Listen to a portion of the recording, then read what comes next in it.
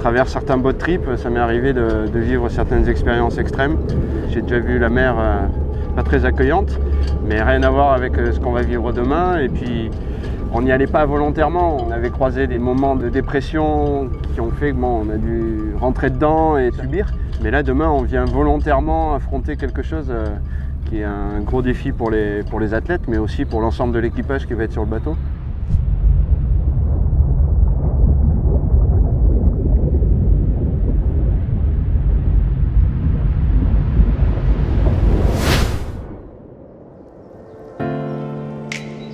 La relation avec Jay, c'est particulier comme nous demande beaucoup de monde. Enfin, je suis avec Jay depuis tout petit, mais vraiment depuis 5 ans, on vit tout le temps ensemble, quasi jour pour jour.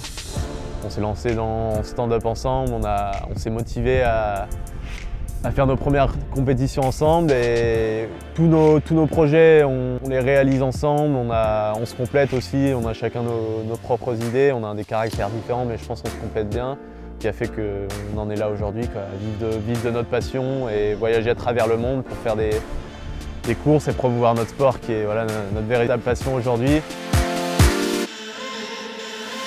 On a commencé à se débrouiller un peu en downwind il y a 2 ans. On a fait downwind de l'étang de Berre dans le sud de la France. Et forcément on s'entraînait quasi tous les jours sur la côte bleue. Et on s'est dit un jour mais ce serait fou avec tous ces coups de Mistral de pouvoir partir au large et de se dire bon bah tu pars au large et tu arrives, soit tu as un bateau qui te récupère, soit tu arrives sur une terre et là on se disait mais purée la Corse ce serait fou. La Méditerranée est quand même réputée pour son vent hyper puissant avec le Mistral, des gros creux, des périodes assez serrées, donc ce qui est assez bien pour le paddle pour pouvoir prendre des bumps et vraiment surfer. Et on s'est dit ouais, c'est vraiment dingue de le réaliser et on y a vraiment pensé il y a 1 an et demi. On l'a proposé à nos différents partenaires, Oxbow, Toms, ils étaient partants, on a tout monté avec eux. Par rapport à la cause plastique, ce qu'on a fait avec Ludo, c'est qu'on a réussi à monter un crowdfunding. Donc on a eu beaucoup de donateurs, d'ailleurs merci à eux, on a réussi à récolter 3 500 €. Et donc on a Toms, un de nos partenaires, qui va reverser 1 000 € à l'association Water Family, qui est une association qui sensibilise surtout les enfants près des écoles à la protection de l'environnement, liée surtout à l'océan.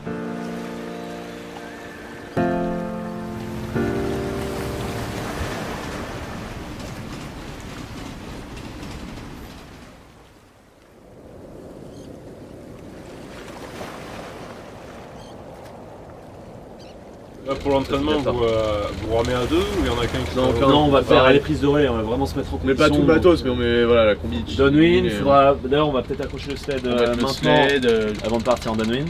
Nous on va préparer les boards, on va les sangler et tout, et après avant d'arriver à Cassis on se met en combi et tout, on se chauffe.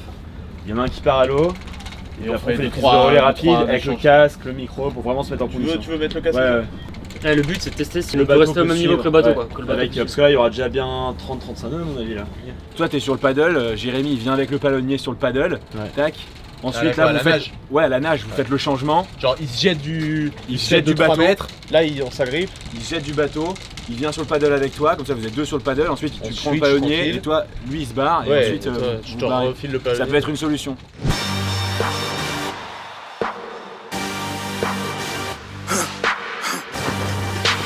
For the victory lap though. Whoa, whoa, they ain't never seen nothing like this before. Lit the room when I came through the front door.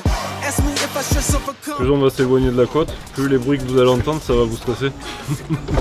Touch burning sands, cross lands and stormy shore seasons in the year, yeah. Ain't no channel for champions and chain no fear. Yep, the champ is here. Switch gears, we keeping haters in the rear.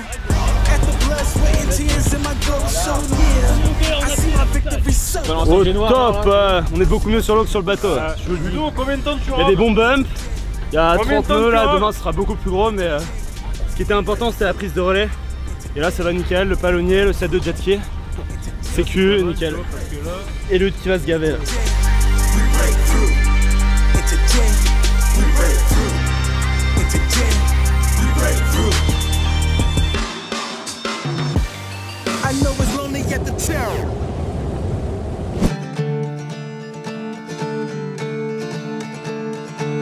Demain, du coup, départ à 4h40 du port, on se dit ça, pour pouvoir se protéger au niveau de la falaise là-bas derrière la Ciotat.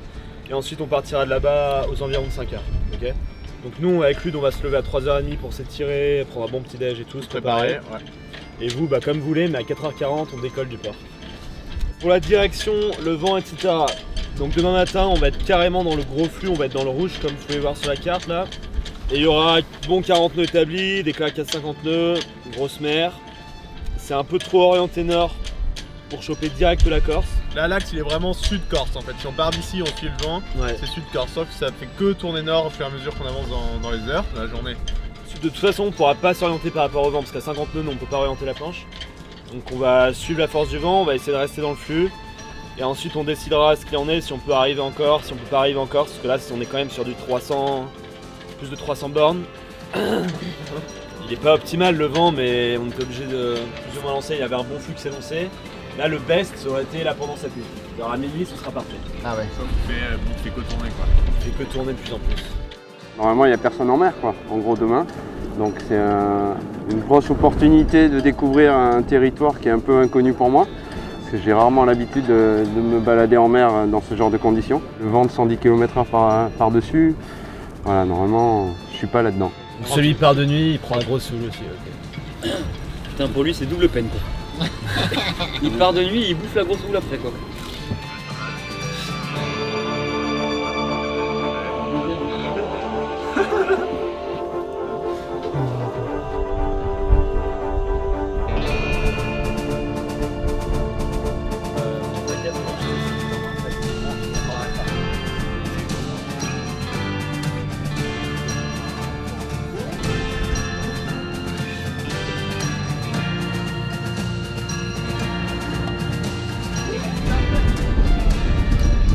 Il était un peu pourri.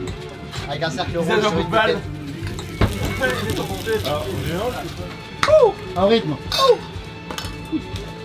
C'est moi qui joue la guitare. Cuistot et guitariste. 80 000 du point 1 à Propriano. Et t'as 70 000 du point 1 à Ajaccio. T'as 10 000 d'écart. Ouais, la vitesse, faire des beaux c'est cet axe-là en fait, le plus décale. On va faire les mêmes courbes avec celui-là en planche et celui-là en... Tu fais... ouais, tu prends la... tu découpes comme ça, il est plein le truc. Ah bah non, t'imagines. Ah putain, je pensais que c'était plein. Bah tout de suite. Allez, dodo, hein. Réveil dans 3 heures.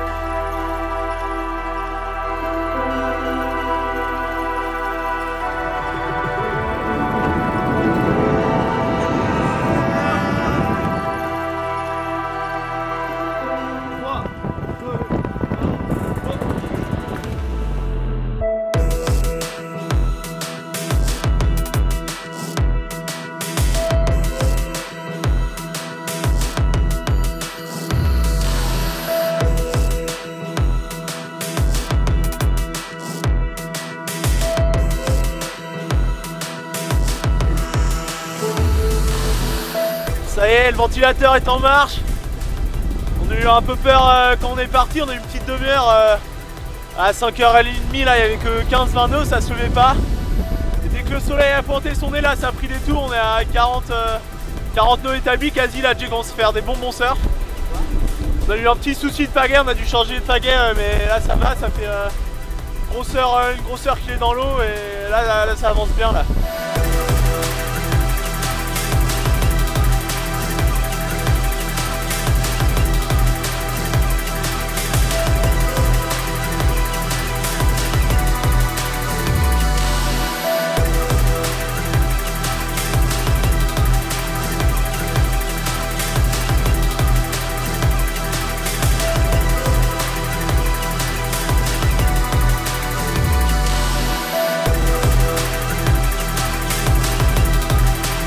J'étais super bien, la houle a bien grossi, hein. Des fois il y avait des sacrés murs derrière, j'avais des vues sur le voilier, c'était complètement dingue quoi. Je voyais le voilier qui commençait à partir au surf, et c'était hyper creux, hyper raide, j'avais l'impression d'être un peu comme si je chargeais une grosse vague en gun quoi. C'était exactement la même sensation, le même feeling. Et voilà, les 2 heures approchaient, et en fait là j'étais pas au courant mais je savais pas que Jay était pas bien en fait. Et Lude a fait le geste pour le relais, je lui ai dit ah non j'ai trop froid. Donc on a décidé ensemble qu'il ramerait 1 heure de plus parce qu'il était bien, que j'irais me doucher, me changer, me réchauffer pour pouvoir reprendre après. Finalement j'ai vraiment pas réussi à me réchauffer et ça aurait été vraiment dangereux et ça aurait été une prise de risque inutile.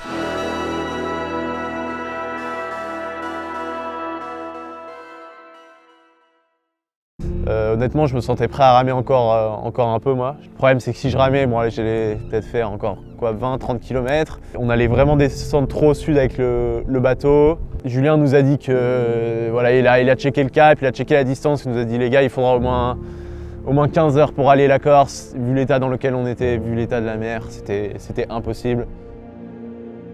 J'ai apprécié le fait qu'il soit capable de mettre un coup de frein à main et de se dire bon ben on s'arrête là. Et moi, je trouve que c'est tout à leur honneur quoi. Quand je vois ce qu'ils ont réalisé avec toujours le sourire, Jérém il a vomi sur le bateau et dans les 10 secondes il s'occupait de son frère pour pouvoir le faire remonter à bord quoi. Non, pour moi c'était complètement fou.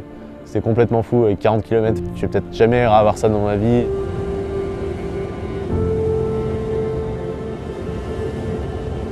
On pense qu'il vaut mieux tenter que ne pas essayer. Et voilà, on regrette rien. On s'est fait plaisir.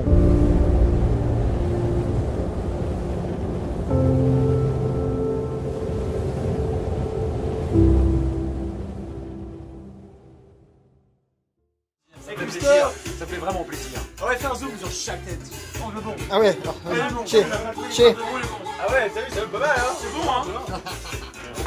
C'est bon, il est bon, c'est bon, c'est bon. Bravo, ça fait plaisir. Et bravo. C'est dégueulasse. Appelez-moi Serge. Ça ressemble au vomi de Valère. Serge, on a toujours su. Non, j'ai pas vomi. Ça ressemble au vomi de Valère. J'ai pas vomi.